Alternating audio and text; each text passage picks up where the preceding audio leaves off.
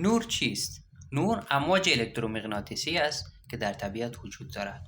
حالا نور چند نوع است؟ نور به دو شکل وجود دارد. یکی نور طبیعی و دیگر نور غیر طبیعی و مصنوعی که توسط بشر کشف شده.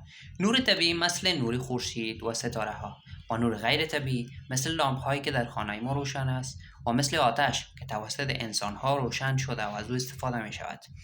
نور به شکل ذره وجود دارد و همچنان به شکل موج وجود دارد.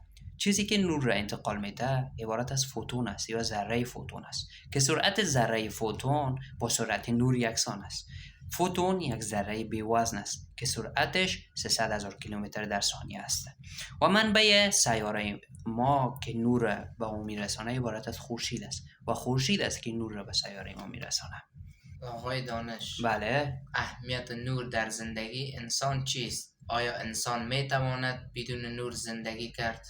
البته نور اهمیت بسیار زیاد در زندگی انسان داره. انسان بدون نور نمیتواند زندگی کند. انسان بدون نور کور است و نمیتواند اشیا را ببیند و اجسام را ببیند. حالا اگر نور وجود نداشته باشد ما نمیتونیم رنگ ها را تشخیص بدهیم. حتی بدون نور حیات انسان ها و حیات نباتات همه نابود میشوند و اهمیت نور خیلی زیاد است و ما باید اهمیت آن را بدانیم و شکرگزار از نور باشیم.